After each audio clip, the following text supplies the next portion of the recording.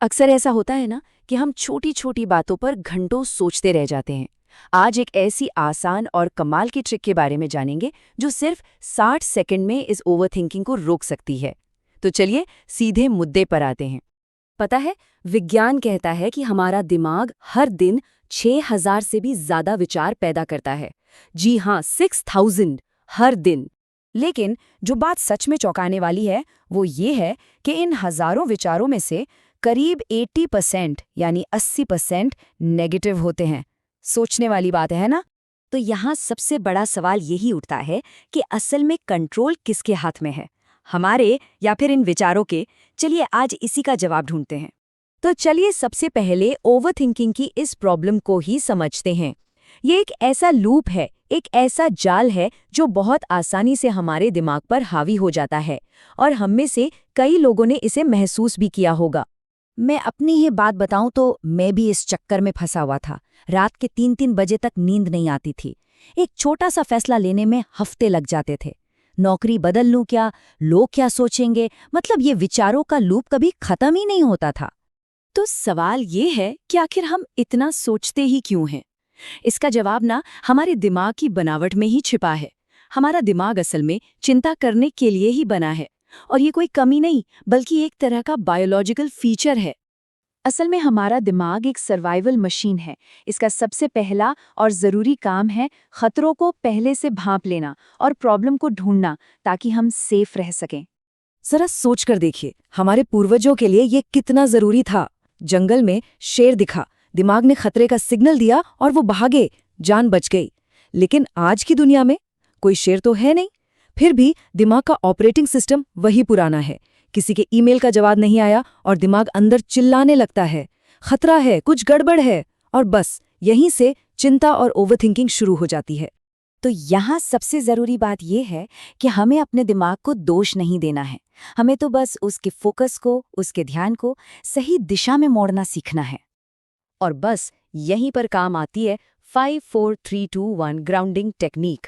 ये मनोवैज्ञानिकों द्वारा बताई गई एक ऐसी विधि है जो दुनिया भर में चिंता को तुरंत कम करने के लिए इस्तेमाल होती है। ये बहुत ही आसान है। जब भी लगे कि ओवरथिंकिंग शुरू हो रही है तो बस रुककर ये करना है। अपने आसपास की 5 चीज़ों को ध्यान से देखिए, फिर 4 अलग-अलग चीज़ों को छूकर महसूस कीजिए। अब 3 अलग-अलग आवाज़ों को सुनने की कोशिश कीजिए, 2 अलग-अलग तरह की गंध को पहचानिए, और आखिर में किसी एक चीज़ के स्वाद पर ध्यान दीजिए। लेकिन ये इतनी सिंपल सी टेक्निक आखिर इतनी असरदार क्यों है? इसके पीछे एक सॉलिड न्यूरोसाइंस है। चलिए समझते हैं कि कैसे अपनी इंद्रियों को काम पर लगाने से हमारे दिमाग की पूरी केमिस्ट्री ही बदल जाती है।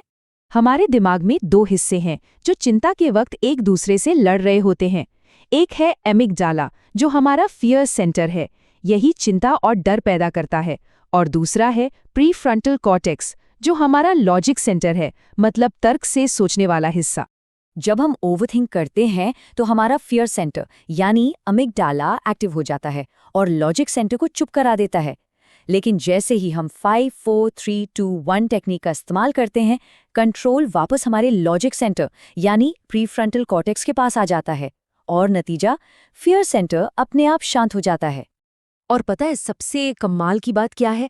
दिमाग की इस एक्टिव स्टेट को बदलने में सिर्फ 60 सेकंड लगते हैं। जी हाँ, बस 1 मिनट में ये बदलाव हो जाता है।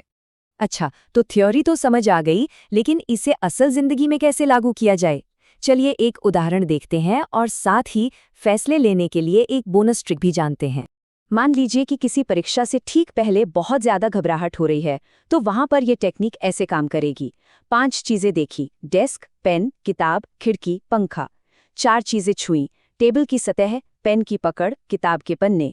3 आवाजें सुनी, पंखे का शोर, बाहर ट्रैफिक की आवाज, अपनी सांसों की आवाज। 2 गंध पहचानी, कमरे की महक, कागज की गंध। और 1 स्वाद महसूस किया, 1 घूंट पानी का। बस 60 सेकंड में ओवरथिंकिंग गायब और मन शांत।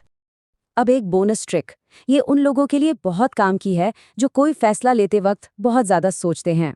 जब भी किसी फैसले को लेकर उलझन हो तो खुद से बस एक सवाल पूछना है, क्या ये बात 5 साल बाद भी कोई मायने रखेगी? सच तो ये है कि 90% परेशानियां जिन पर हम आज इतना सोचते हैं वो 5 साल बाद हमें याद भी नहीं रहेंगी। तो अगर जवाब नहीं है, तो उस फैसले पर ज़्यादा वक्त बर्बाद ना करें और आगे बढ़ें। इन सभी तकनीकों को अपनाने का आखिर नतीजा क्या होता है? इसका सबसे बड़ा फायदा ये है कि हम वर्तमान में जीना सीख जाते हैं। जब मैंने इस तकनीक को 30 दिनों तक लगातार इस्तेमाल किया तो पहले ही हफ्ते में मेरी नींद बेहतर हो गई और चिंता कम होने लगी। और 1 महीने के अंदर मेरे फैसले लेने की रफ्तार बढ़ गई और मेरे पास विचारों के इस जाल को तोड़ने का एक पक्का तरीका था। तो आखिर में बस एक बात हमेशा याद रखें, ओवरथिंकिंग या तो बीते हुए कल में होती है या आने वाले कल में।